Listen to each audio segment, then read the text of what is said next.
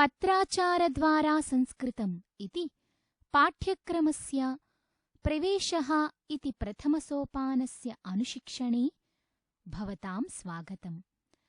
अस्मिन् अनुशिक्षणे षष्ठपाठस्य पञ्चमं भागं पश्यामः।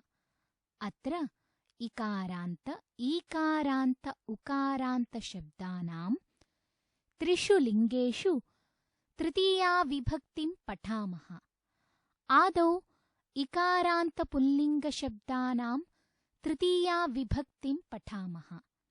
मित्राणि, एतानि उदाहरणानि पश्यन्तु। भक्तः अञ्जलिना वन्दते। भक्तौ अञ्जलिभ्यां वन्देते। जनाः अञ्जलिभिः तर्पयन्ति। अत्र अञ्जलि इति इकारान्तपुल्लिङ्गशब्दः अस्ति। अञ्जलिना, अञ्जलिभ्याम्, अञ्जलिभिः इति तृतीया विभक्तेः रूपाणि सन्ति। प्रियच्छात्राः, अवधानेन पश्यन्तु। क्रियायाः सम्पादने यत् साधनं भवति तस्मिन् तृतीया विभक्तिः भवति। यथा भक्तः अञ्जलिना वन्दते। अत्र वन्दते इति क्रियायाः सम्पादने अञ्जलिः साधनम् अस्ति। अतः अञ्जलिना इत्यत्र तृतीया विभक्तिः अस्ति। एवं भक्तौ अञ्जलिभ्यां वन्देते। अत्र वन्देते इति क्रियायाः सम्पादने अञ्जलिद्वयम् इति साधनम् अस्ति। अतः अञ्जलि इति शब्दस्य तृतीया विभक्तेः द्विवचनम् अञ्जलिभ्याम् इति रूपं भवति। जनाः अञ्जलिभिः तर्पयन्ति। अत्रापि तर्पयन्ति इति क्रियायाः सम्पादने अञ्जलयः साधनानि सन्ति।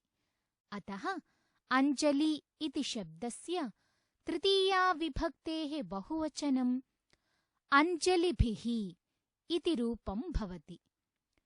अन्येषाम् इकारान्तपुल्लिङ्गशब्दानां तृतीया विभक्तेः रूपाणि अञ्जलिवत् भवन्ति। एवमेव हरि, अतिथि, सारथि, निधि, मुनि इत्यादयः इकारान्तपुल्लिङ्गशब्दाः सन्ति। एतेषां तृतीया विभक्तेः रूपाणि एवं भवन्ति। यथा हरिणा, हरिभ्यां, हरिभिः। अतिथिना, अतिथिभ्याम्, अतिथिभिः। सारथिना, सारथिभ्यां, सारथिभिः। निधिना, निधिभ्यां, निधिभिः। मुनिना, मुनिभ्यां, मुनिभिः। इदानीम् इकारान्तस्त्रीलिङ्गशब्दानां तृतीया विभक्तिं पठामः। प्रियच्छात्राः, एतानि उदाहरणानि पश्यन्तु। जननी अङ्गुल्या तर्जयति। अतिथिः स्तुत्या मोदते। बालिका भक्त्या नमस्करोति। अत्र अङ्गुल्या, स्तुत्या, भक्त्या इति शब्दाः इकारान्तस्त्रीलिङ्गशब्दस्य तृतीया विभक्तेः एकवचने सन्ति। अङ्गुलिशब्दस्य तृतीया विभक्तिः अङ्गुल्या, अङ्गुलिभ्याम्, अङ्गुलिभिः इति रूपाणि भवन्ति। एवमेव स्तुति, भक्ति च शब्दयोः तृतीया विभक्तेः रूपाणि भवन्ति स्तुत्या, स्तुतिभ्यां, स्तुतिभिः। भक्त्या, भक्तिभ्यां, भक्तिभिः। मित्राणि, इकारान्तस्त्रीलिङ्गशब्दस्य तृतीया विभक्तेः अन्यानि उदाहरणानि पश्यन्तु। मीराबाई भक्त्या श्रीकृष्णं भजति। भक्तः स्तुतिभ्यां देवं पूजयति। लेखकः कृतिभिः प्रशंसां प्राप्नोति। अतिथिः स्तुतिभिः मोदते। भक्त्या इत्यत्र तृतीया विभक्तेः एकवचनम् अस्ति। स्तुतिभ्याम् इत्यत्र तृतीया विभक्तेः द्विवचनम् अस्ति। कृतिभिः स्तुतिभिः इत्यत्र तृतीया विभक्तेः बहुवचनम् अस्ति। मीराबाई भक्त्या श्रीकृष्णं भजति। अत्र भक्ति इति साधनम् अस्ति। अतः भक्त्या इति पदे तृतीया विभक्तेः एकवचनम् अस्ति। भक्तः स्तुतिभ्यां देवं पूजयति। अत्र स्तुतिद्वयं साधनम् अस्ति। अतः स्तुतिभ्याम् इति पदे तृतीया विभक्तेः द्विवचनम् अस्ति। लेखकः कृतिभिः प्रशंसां प्राप्नोति। अत्र कृतयः साधनानि सन्ति। अतः कृतिभिः इति पदे तृतीया विभक्तिः बहुवचनं च अस्ति। अतिथिः स्तुतिभिः मोदते। अत्र स्तुतयः साधनानि सन्ति।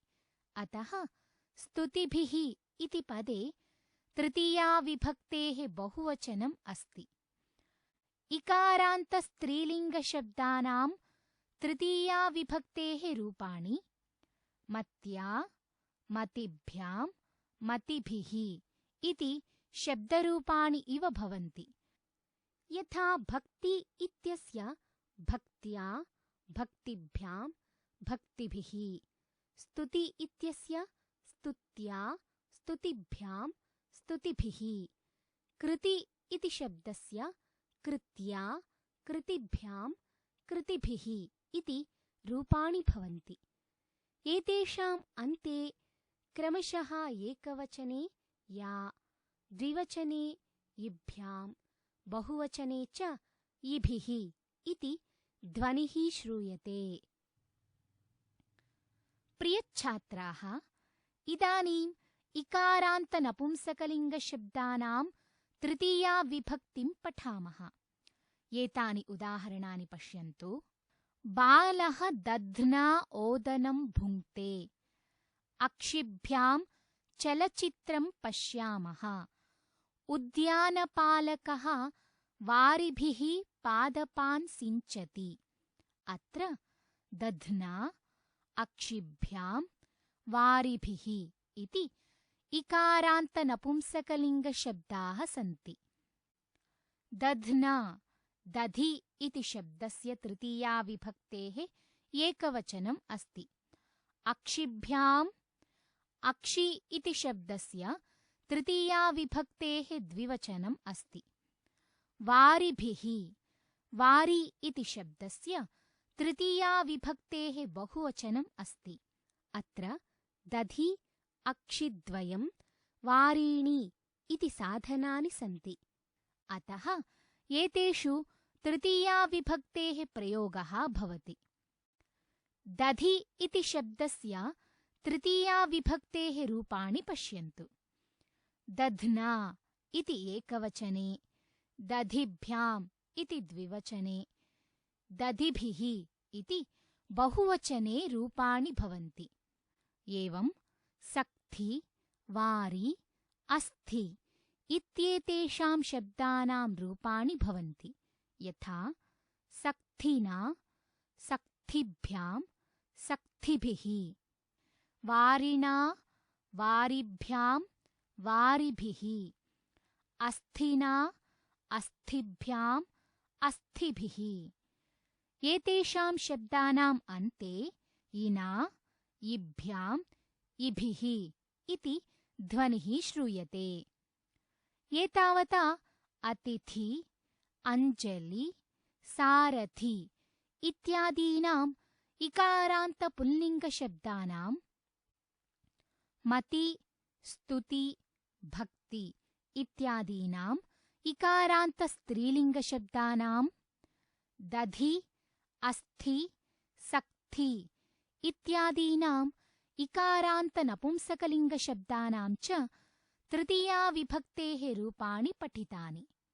मित्राणि, इदानीम् ईकारान्तस्त्रीलिङ्गशब्दानां तृतीयाविभक्तिं पठामः। कृपया एतानि उदाहरणानि पश्यन्तु। वाराणसीनगरी गङ्गानद्या शोभते। प्रयागः गङ्गायमुनानदीभ्यां शोभते। उत्तरप्रदेशः नदीभिः विराजते। उदाहरणेषु गङ्गानद्या इत्यत्र तृतीयाविभक्तेः एकवचनम् अस्ति। गङ्गायमुनानदीभ्याम् इत्यत्र तृतीयाविभक्तेः द्विवचनम् अस्ति। नदीभिः इत्यत्र तृतीयाविभक्तेः बहुवचनम् अस्ति। अत्र गङ्गानदी, गङ्गायमुनानद्यौ, नद्यः च इति साधनानि सन्ति। अतः एतेषु तृतीयाविभक्तेः प्रयोगः भवति। प्रियच्छात्राः, नद्या, नदीभ्यां, नदीभिः इति नदीशब्दस्य तृतीयाविभक्तेः रूपाणि सन्ति। अन्येषाम् ईकारान्तस्त्रीलिङ्गशब्दानां तृतीयाविभक्तेः रूपाणि नदीशब्दवत् भवन्ति। यथा भवती इति शब्दस्य भवत्या, भवतीभ्यां, भवतीभिः इति। भगिनी इति शब्दस्य भगिन्या, भगिनीभ्यां, भगिनीभिः इति। नलिनी इति शब्दस्य नलिन्या, नलिनीभ्यां, नलिनीभिः इति रूपाणि भवन्ति। अत्र एकवचने या, द्विवचने ईभ्यां, बहुवचने ईभिः इति ध्वनिः श्रूयते। अधुना वयम् उकारान्तपुल्लिङ्गशब्दानां तृतीयाविभक्तिं पठामः। प्रियच्छात्राः, एतानि उदाहरणानि पश्यन्तु। छात्रः गुरुणा सह विषयं चर्चयति। साधुभ्यां सह कलहं मा करोतु। माता शिशुभिः सह क्रीडति। अत्र गुरुणा, साधुभ्यां, शिशुभिः इति उकारान्तपुल्लिङ्गशब्दाः सन्ति। गुरुणा इत्यत्र तृतीयाविभक्तेः एकवचनम् अस्ति।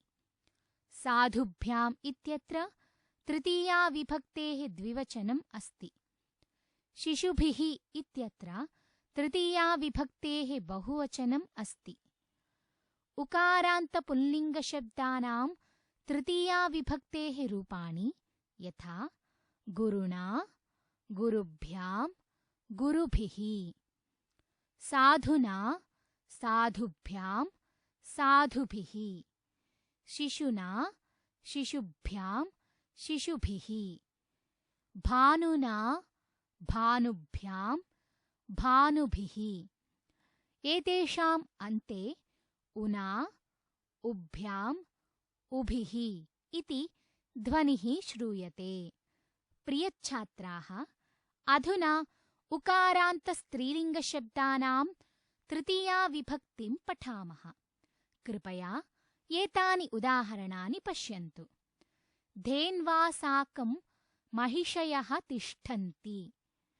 धेनुभ्यां सह अजा चरति। श्रीकृष्णः धेनुभिः सह तिष्ठति। अत्र धेन्वा, धेनुभ्यां, धेनुभिः इति उकारान्तस्त्रीलिङ्गशब्दाः सन्ति। धेन्वा इत्यत्र तृतीयाविभक्तेः एकवचनम् अस्ति। धेनुभ्याम् इत्यत्र तृतीयाविभक्तेः द्विवचनम् अस्ति। धेनुभिः इत्यत्र तृतीयाविभक्तेः बहुवचनम् अस्ति। एवमेव रेणु इति शब्दस्य तृतीयाविभक्तिः रेण्वा, रेणुभ्यां, रेणुभिः इति। रज्जु इति शब्दस्य तृतीयाविभक्तिः रज्वा, रज्जुभ्यां रज्जुभिः इति। हनु इति शब्दस्य तृतीया विभक्तिः हन्वा हनुभ्यां हनुभिः इति भवति।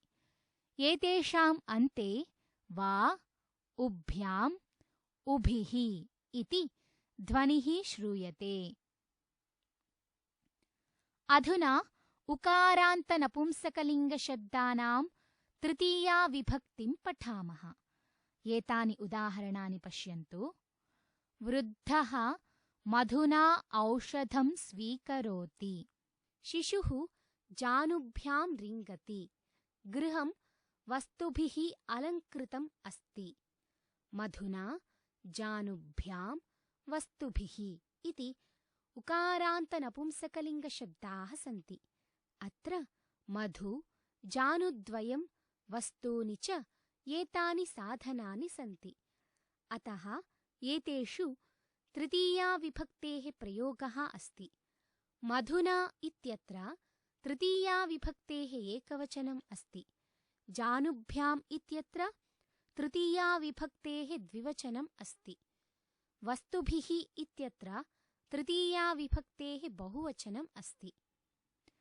एतेषां तृतीया विभक्तेः रूपाणि मधुना मधुभ्यां मधुभिः, जानुना जानुभ्यां जानुभिः, वस्तुना वस्तुभ्यां वस्तुभिः इति भवन्ति।